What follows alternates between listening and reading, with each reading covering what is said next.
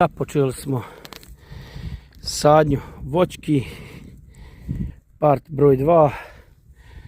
Znači zasadili smo voćke, jabuke i kruške. Evo ga, ovdje se vidi znači rasadnik Simić, Šamac, Green Smith, jabuka, evo ga i šljiva, čačanka rodna. I ovo je video broj 2. U narednim video snimcima ćemo početi ovdje praviti vikendicu. Evo tamo idu isto još voćke.